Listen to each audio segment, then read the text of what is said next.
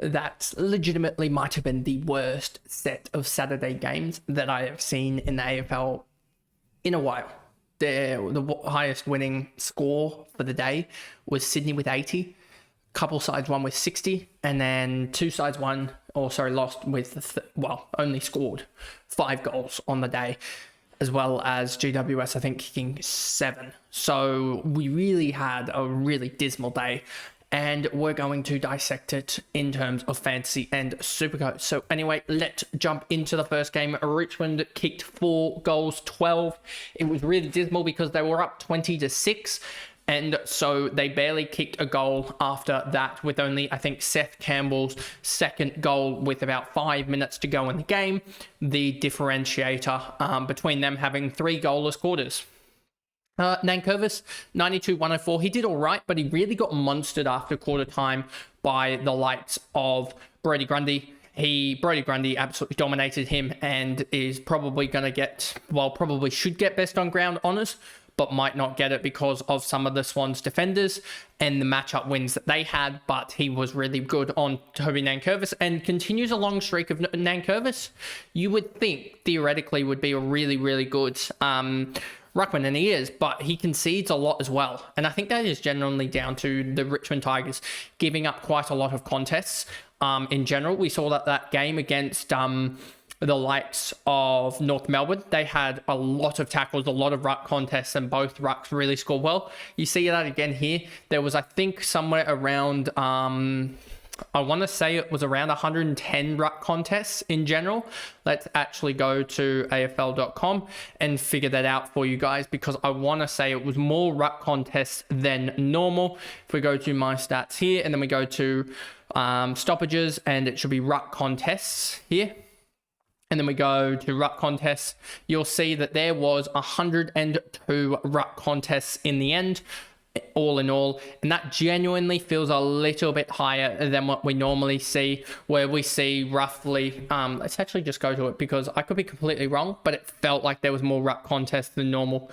I can actually just go through here and then go to ruck contests. Here you can see the AFL average is 98.6, so it's not out of the realms of possibility that is what it is. And you can see Richmond are 99.4, so that's why it felt like a lot. Sydney as well, 96.5, so you can see where that reasoning comes from. And if we go back to here, Nankervis got bodied, but still put up a decent score for owners. Dion Prestia was fantastic in the first quarter, and then subsequently had 8 touches and I think about maybe 2 tackles and 2 marks after that, because they sent Rowbottom to him, and Rowbottom just tackled him some more, to the point that he had 9 tackles in the third quarter, which was one off an AFL record for the most in a quarter. So he was fantastic, was Rowbottom, in limiting Dion Prestia, who got away to an absolute flyer after having 13 touches, 3 marks, 2 tackles, and a goal in the first quarter for 59 fantasy points. And I want to say it was 74. At one point, I swear he was on 79 Supercoach points late into the first, and then he might have done an error or something like that, and he went back down. But I think he ended halftime at 64 or something like that, which meant he was at one point minus 15s for some stretch of that first half after being on 79. So yeah, he ended up in the last couple of quarters having only 1 kick, 7 handballs, 2 marks, and 2 tackles. So yeah, he ended up really slowing down, and that included a 0 stat line across the whole of the second quarter. He got blanketed in the second. Tim Taranto, 85-107. He was pretty good, 25 touches.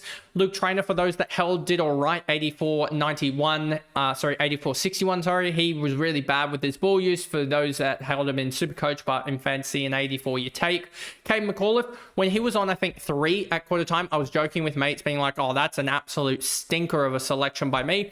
But his second and third quarters, having 70 points in them from 15 touches and 7 marks in those quarters. He did amazing, probably almost should have got more than that, having 10 points combined in the first and last frames.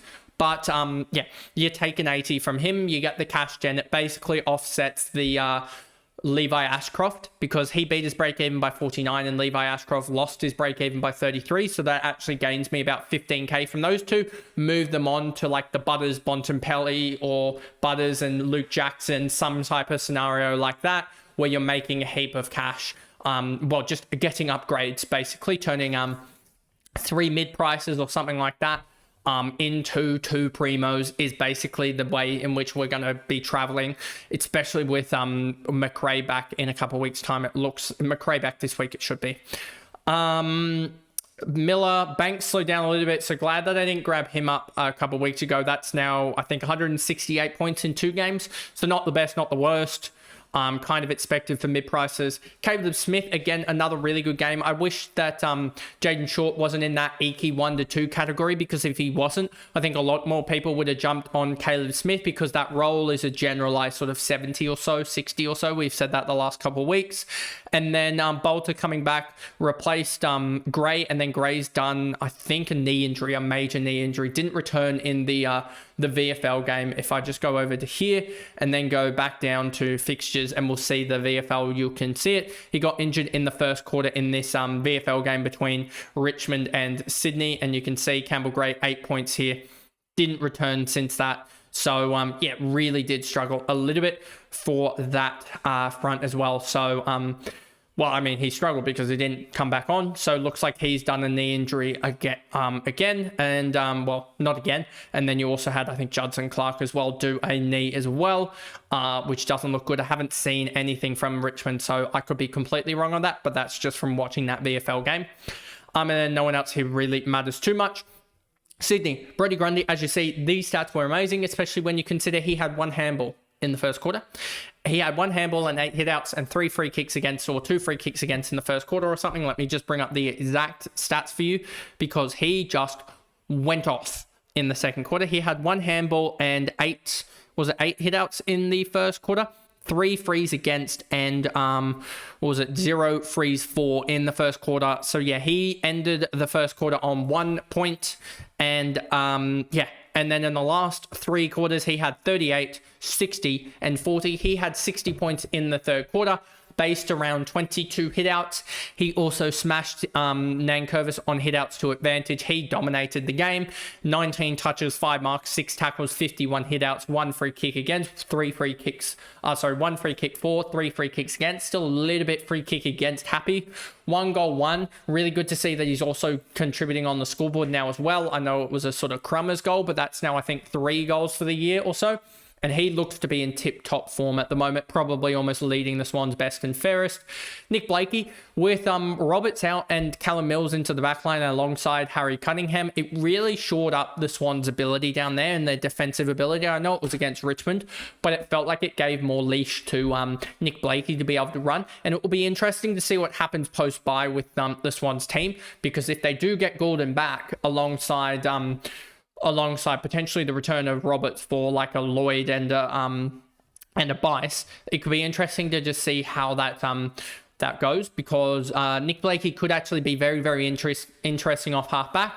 Whereas if they just return Roberts to halfback, I have a feeling it stunts Blakey and it stunts Mills a little bit more. Mills, 100, 107. He looked amazing off 25 touches as well. 5 contest possessions. You can basically see that he was not in that midfield 2 at all. And he looked so much better. I'm just going to quickly bring up the CBAs just on my phone here, just to be able to give you that how many he was in.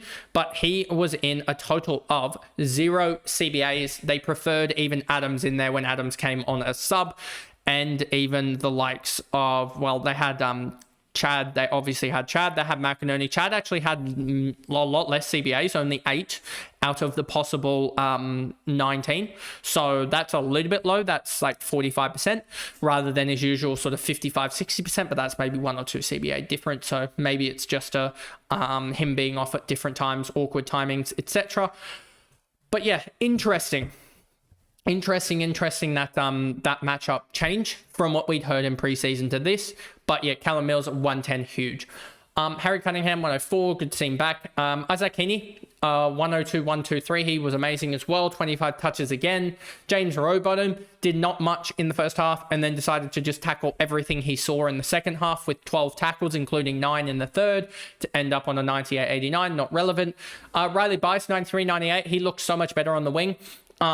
It probably resolved a lot of his defensive issues because he's a little bit, he's not the greatest defender one-on-one. So to have him on the wing is a lot better. So I just wonder if they go forward with a wing duo trio, because you usually have that third winger of Bice, McInerney and Goulden when Goulden gets back, rather than a Lloyd who looks to be a little bit past it with his ball use. McInerney I thought was outstanding as well. Did do a little bit more in inside mid role as well. Probably would like to see him more on the outside because I think that's where he does his best work. But decent display from him. James Jordan as a small forwards did really well. And then Sheldrick and 81-109, that was amazing from him. Probably the best game of his career and should be firmly in the Swans' best 22 for the remainder of the season. And then Chad Warner, you're going to get these fluctuation games from him per se. And then that's pretty much it for Sydney. Sydney obviously head into the bye alongside Richmond now and have Port post-bye. But I am expecting probably one of Goulden or Papley to come back as well in the post-bye period, as well as Joel Amati comes in for the obvious Aaron Francis, but won't have much Supercoach and fantasy relevance. But the Goulden pick will. He probably gets eased into it, so he's probably going to be at a discount this year, next year compared to, well, he won't, because he actually won't have played the 10 games unless he plays all 10 games.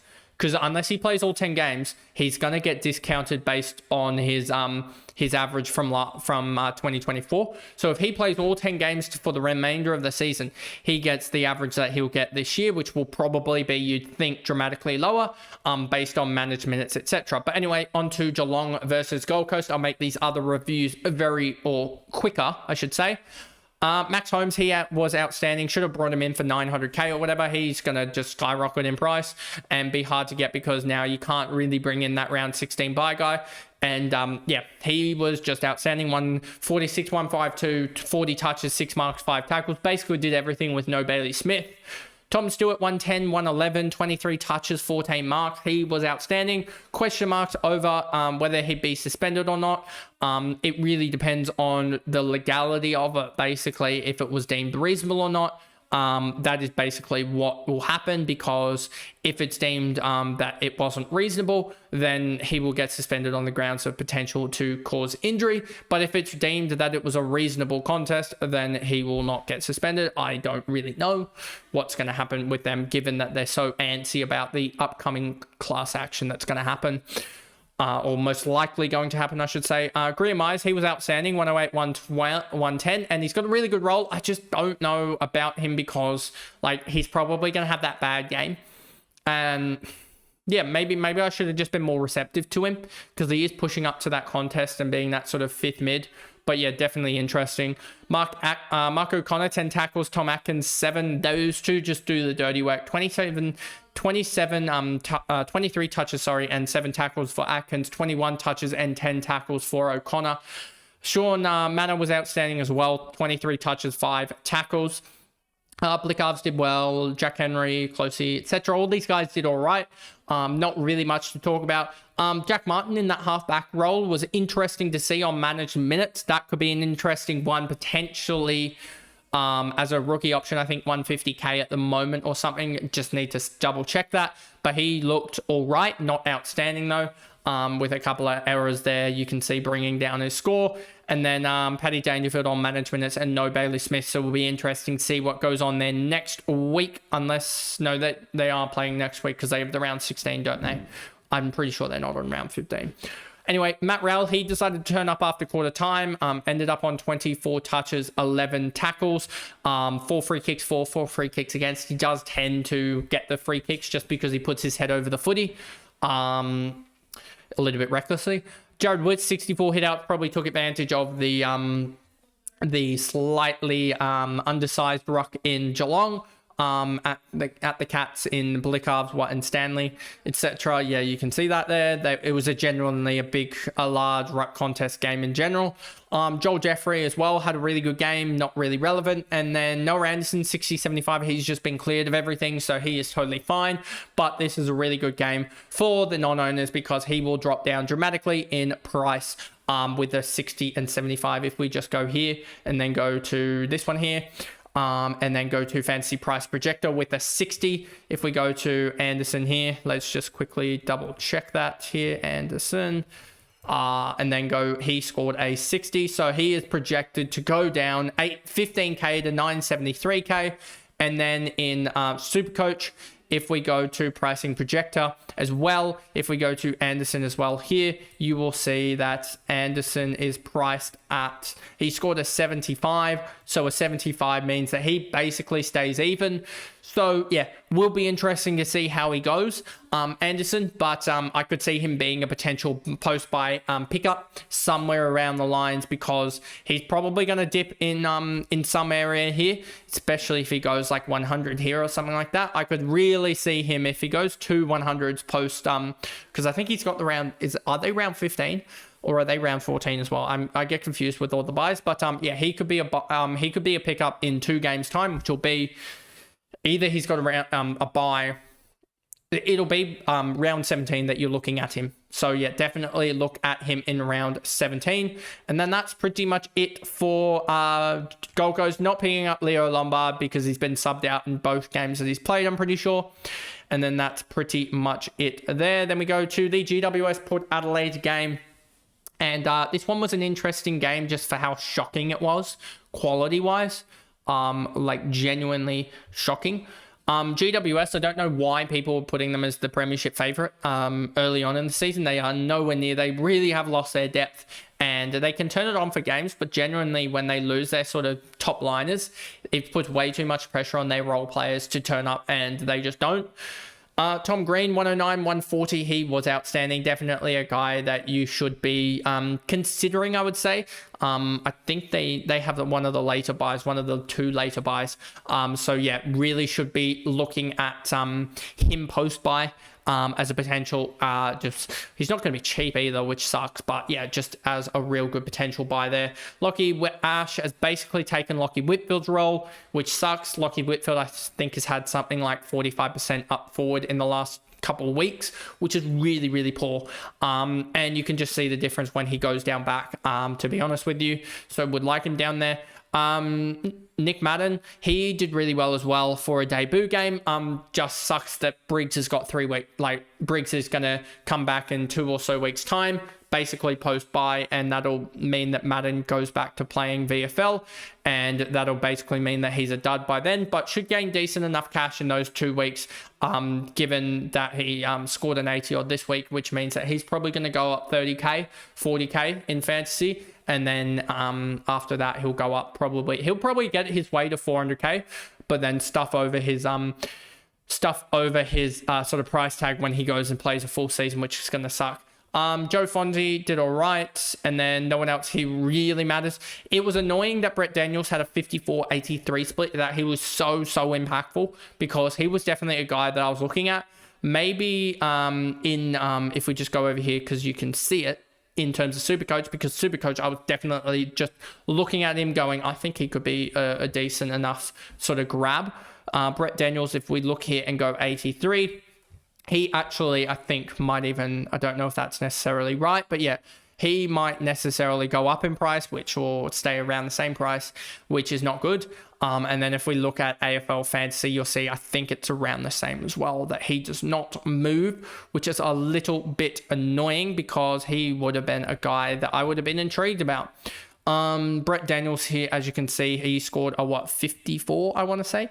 A 54. If we go here and put him having a 54, he goes down massively, actually 53k.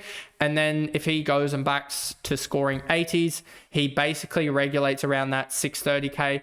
So yeah, will be an interesting guy to monitor post-buy, because if you're getting him for 680k, 650k or so, he could be a really good buy, because he's basically done 50 odd points in a half.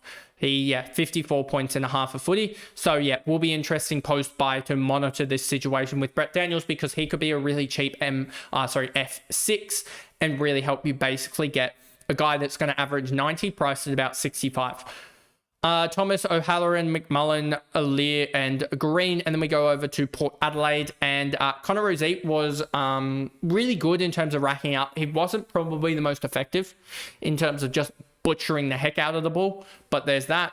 Zach Butters, this is exactly, if he hadn't had the 143, if this was more like a 120, 110, this is exactly what I was asking for, but definitely basically spot on for what I wanted in terms of his fantasy scoring. A 104 puts him right in that range, and I feel like he's going to go and let loose in the next couple of weeks, so I am definitely grabbing him up in fantasy next week, as he should be. If we just double check that, I want to say it's 930k that he's going to be, is my hazard a guess check. If we just go here, 104, 932k, I am taking that and running. Because I can basically upgrade a McAuliffe or a Levi Ashcroft. I can almost upgrade, I think, a Lindsay actually to a Butters. I think I'll be able to do that. So yeah, a Lindsay, a Butters, Lindsay, Levi, and a Trent Rivers to a Butters and Luke Jackson sounds like a really good combination of players to jump to. If I'm right in saying that, I might even be able to skip out on a Luke Jackson and go to a key, more roaming halfback or something like that, or even go to two midfielders, which would be a really nice combination there. We'll see how it works out in terms of the price points. Let's actually just double check that. I want to just see if that's what's possible in terms of that. Where have I got my midfielders and stuff like that? I've got Jack Sinclair on the bench there, so I can actually do that and move Trent Rivers and Levi Ashcroft and Xavier Lindsay, I think, to two quality midfielders and a rookie, which is outstanding to basically say. That is what's that? 834k. I know that Levi's going to go down in price. I could even honestly move McAuliffe before the likes of Xavier Lindsay and hold out for another week. 834 plus 785. Plus McAuliffe is going to be 564 at the moment, plus also the 58k in cash generate. The cash in the bank leaves me 2241. Levi's going to go down a projected. Well, let's actually just do this for a second here. In terms of Levi Ashcroft with a 63 goes down a further 26k, so minus 26. And then also you've got well, we said that Butters was 932 minus 932 leaves me with 1283k. And then you've also got the it's actually, where is it? Fancy here. Then you've got Trent Rivers, that's a 101 break even, and McAuliffe is gonna, so that's a 132, sorry, and they've already got 80 there, so you'd expect a little bit of cash in there, potentially somewhere close to 20k back. So I'm probably gonna have somewhere close to about I'm probably gonna be able to afford Bontempelli next week, who, yeah, I'm going to be able to probably afford Bontempelli and Butters and a rookie from Rivers, McAuliffe and Levi Ashcroft, which is an outstanding combination. So yeah, that's pretty good to see and hear that's an absolute scenario, because I feel like Bontempelli is going to go off next week. But anyway, I digress. I'll go through that on Monday night. Miles Bergman, 104. I was kind of surprised about this, to be honest with you, how well he did. I'm not going to pick him. Maybe I should, but I'm not going to, just because his last four is actually outstanding in the role. So I just didn't expect him to go 104, and maybe that's something I need to work on, is just sort of looking at these taggers and going, they're probably going to score anyway, just being around the ball generally. So whoever actually put that they were considering picking him up, well done if you did. I'm sorry if I made you go off of him. But yeah, that was he's definitely one that I missed and could potentially come into conversation at still around that 780k. I'll look at it, but yeah, maybe not for me unless there's another sort of 700k guy that I like, but I don't think there will be. So yeah, I don't think I'll be going there, but definitely a good pickup for those that grabbed him. Ollie Wines to the right, and then basically the rest don't really matter. Hugh Jackson as well is the rookie that we will grab. Let me actually just show you what he's going to be priced at, because that was well done by him. So if we go Hugh Jackson, and he scored What did he score again? 62. If we go, oh yeah, Hugh Jackson scored a 62. That puts him perfectly at 263k. 263 minus 20. So basically before the likes of the McAuliffe and the likes, and I'm just going to actually double check this, Bontempelli, he scored a 91. So that puts me, I basically need McAuliffe and Rivers cash generation to be a plus 14k to be able to get Bontempelli and Butters projected alongside Hugh Jackson from the likes of McAuliffe, and then also the likes of Rivers and Levi Ashcroft projected currently, which would be really good. But he is definitely going to be the rookie that everyone picks up because he was outstanding in the first half. I'm pretty sure it got up to about 45 and could easily pump out some big cash generators. If we just go back to Hugh Jackson here. Jackson, let's actually just go back, and 62, and then say he averages 50 from here on out. And then give him the 62. You can see that he gets 40k for the next couple of weeks, which would be quite big. Cash generation is cash generation. Plus also you could easily see him going, say, just a 62 in general. A couple of 62s gets him 50 and 55k. So yeah, if he can pull out a big score in the next couple of weeks alongside that 62 and not be sub, he's going to look outstanding. But I think he deserves a spot in the side. And then that's pretty much it for the likes of Port Adelaide and this Saturday in general. So if you did enjoy that video and that rundown, remember to like and subscribe, turn the notification bell on so you know when I upload. If you are listening on Spotify, give me a follow and a rating over there, and I will see you guys back here on Monday for the game reviews of the 2 games on the Sunday night, on the Sunday. And then I will see you guys as well on the Monday night for the round reviews and stuff like that. And then we will get to, I guess, the trade targets will probably be filmed on the Wednesday night. So I'll see you guys then. Bye, guys.